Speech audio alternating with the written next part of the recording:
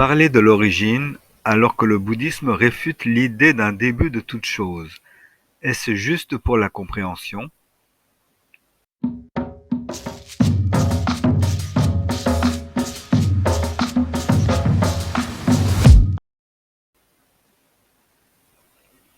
On peut sans doute reformuler cette question de la manière suivante. J'ai entendu dire que Nichiren Daishonin a été le premier Bouddha à réaliser le Dharma dans le passé reculé appelé Kuon-Ganjo. Or, le Dharma du Bouddha enseigne que ce monde est sans commencement ni fin. Mais lorsque vous parlez de Kuon-Ganjo, on dirait qu'il y a un commencement. Et j'ai l'impression qu'il y a une contradiction avec la notion de sans commencement ni fin. Effectivement, les notions de cause originelle, d'effet originel, de Bouddha originel, de Kuon-Ganjo, c'est-à-dire le tout début de l'origine lointaine et étendue, semblent contradictoires avec celles de sans commencement. En fait, lorsqu'on lit le Sutra du Lotus, il faut savoir qu'il y a trois niveaux de lecture. Celui de la doctrine éphémère, celui de la doctrine originelle et celui du profond des phrases de la doctrine originelle.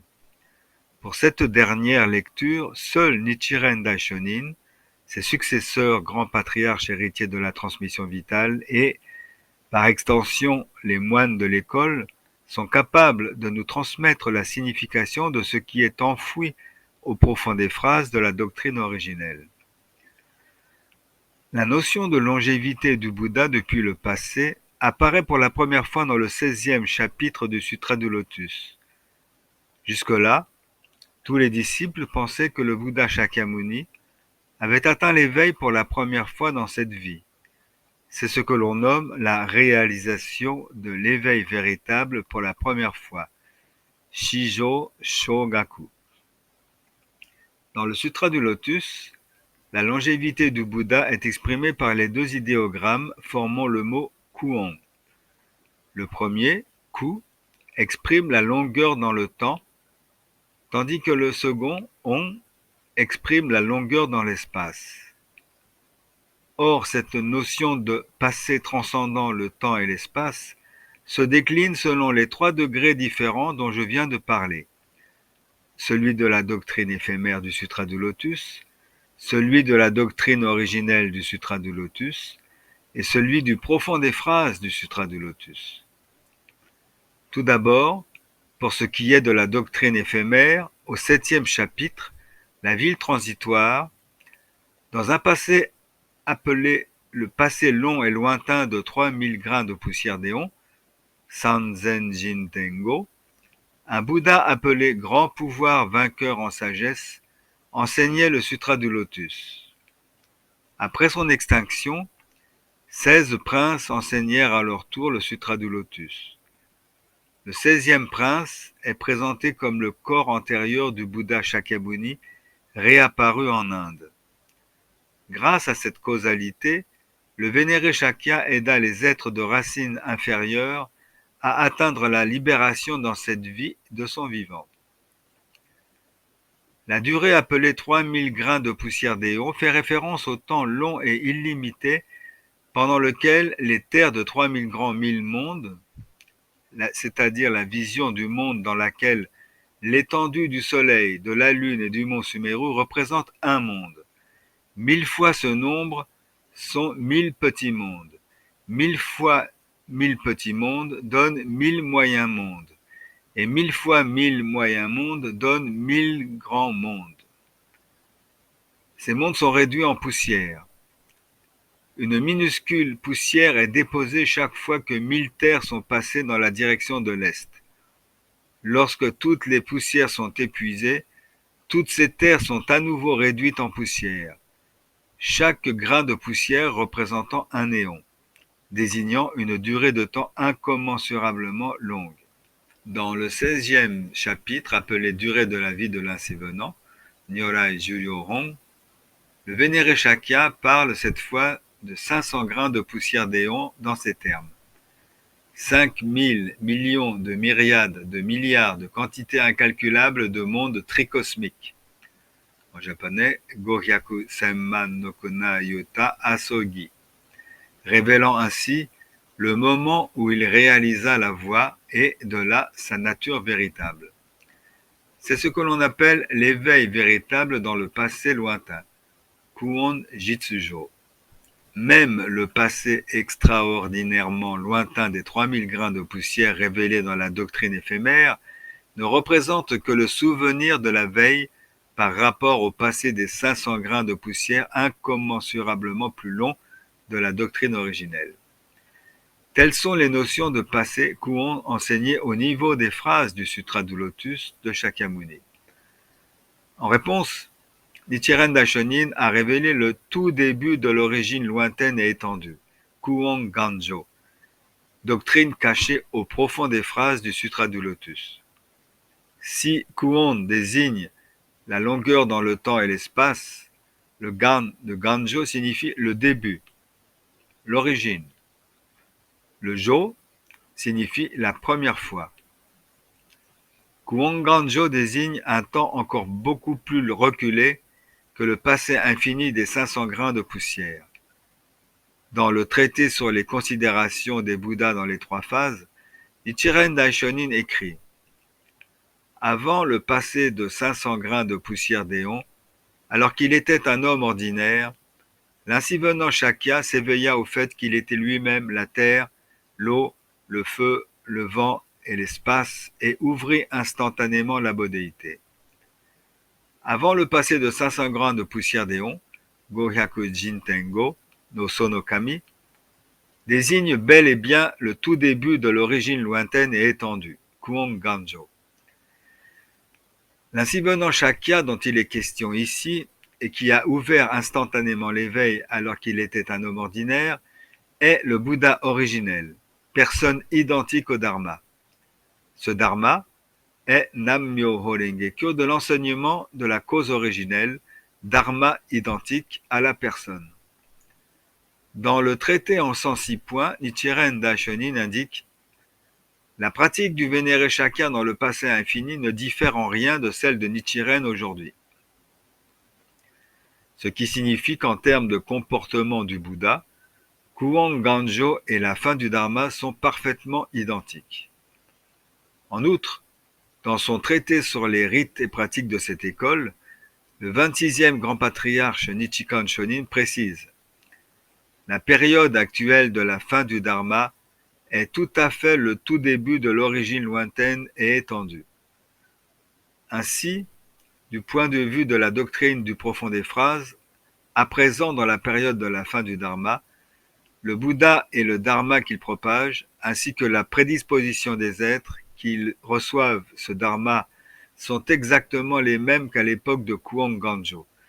Dès lors, on peut dire que la fin du Dharma est le tout début de l'origine lointaine et étendue, et que le tout début de l'origine lointaine et étendue est la fin du Dharma. À présent, envisageons la chose de cette manière. Nichiren Daishonin est né au Japon dans la fin du Dharma, fils de Mikuni no Taiyu et de Umegiku. Pratiquant le bouddhisme depuis son plus jeune âge, il s'est éveillé au fait qu'il était lui-même l'incarnation de Myoho Renge-kyo, le Sutra du Lotus, et a commencé à réciter lui-même le Daimoku. Alors pourquoi Nichiren Daishonin fut-il capable de pratiquer et d'ouvrir l'éveil sans que personne ne lui enseigne? Cela fut possible parce que Nichiren Daishonin était le Bouddha originel qui avait déjà atteint l'éveil au tout début de l'origine lointaine et étendue, Kuon Ganjo, et était né avec la vie du Bouddha originel du tout début de l'origine lointaine et étendue. Par conséquent, Nichiren Daishonin fut capable de s'éveiller sans que personne lui enseigne quoi que ce soit, chose absolument impossible pour nous autres êtres ordinaires. C'est la différence entre le Bouddha originel et les gens ordinaires. Alors, comment le Bouddha originel a-t-il été éclairé au début de la période de Kuon? Et à quoi ressemblait-il à cette époque? Nichiren Daishonin est né homme ordinaire dans la fin du Dharma et a atteint l'éveil par l'ascèse. Il n'y a là aucune différence. Mais l'éveil au tout début de l'origine lointaine et étendue est décrit dans le traité sur le sens de la substance et le traité sur la considération des Bouddhas dans les 3 phases de la manière suivante. Le principe suprême ne possédait pas de nom. Lorsque le saint, observant ce principe, attribua un nom à toute chose, il perçut qu'il existe cette loi unique, inconcevable de la simultanéité de la cause et de l'effet, qu'il nomma Myoho Renge. Cette loi unique qu'est Myoho Renge englobe en elle tous les phénomènes composant les 10 mondes et les 3000 domaines, sans qu'il n'en manque un seul. Toute personne qui pratique ce dharma obtiendra simultanément la cause et l'effet de la bodhéité. Le saint a pratiqué avec ce dharma comme maître et a atteint l'éveil. Il a donc obtenu simultanément la cause merveilleuse et l'effet merveilleux de la bodhéité, devenant ainsi l'ainsi venant à l'éveil parfait et aux vertus pleinement réalisées. Et comme nous l'avons vu précédemment, avant le passé de 500 grains de poussière d'éon, alors qu'il était un homme ordinaire, l'ainsi venant Shakya s'éveilla au fait qu'il était lui-même la terre, l'eau, le feu, le vent et l'espace, et ouvrit instantanément la bodhéité.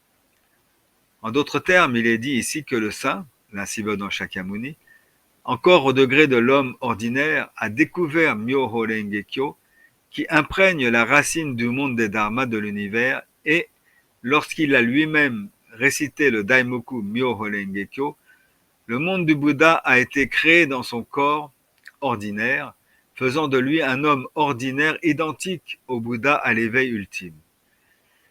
Telle fut la réalisation du Bouddha au tout début de l'origine lointaine et étendue, et la réapparition de ce Bouddha dans la fin du Dharma fut Nichiren Daishonin. Ce dernier écrivait encore « Ce que récita oralement le vénéré Shakya du passé infini est ce que Nichiren récite aujourd'hui. La cesse de Nichiren est la transposition du passé infini. » Par conséquent, l'éveil de Nichiren Daishonin dans la fin du Dharma est la reproduction de l'éveil au tout début de l'origine lointaine et étendue.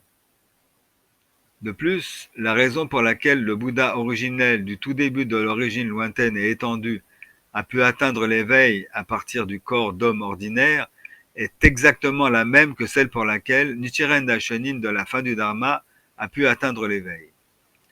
En d'autres termes, on peut voir ici que la même chose s'est produite bien avant et qu'il était né doté de cette grande vie.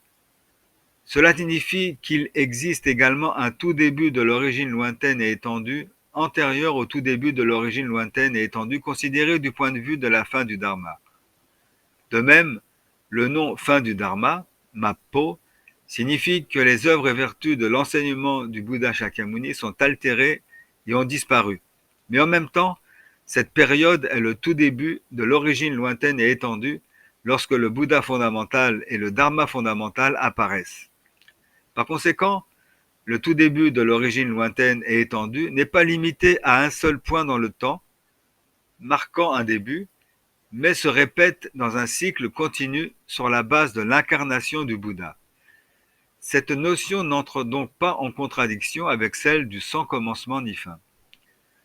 Dans les rites de cette école, le 26e grand patriarche Nichikan Shonin écrivait « L'époque actuelle de la fin du Dharma est complètement le tout début de l'origine lointaine et étendue. » Il est dit ici que la fin du Dharma est la reproduction du tout début de l'origine lointaine et étendue, et que ce passé infini est tel quel la fin du Dharma.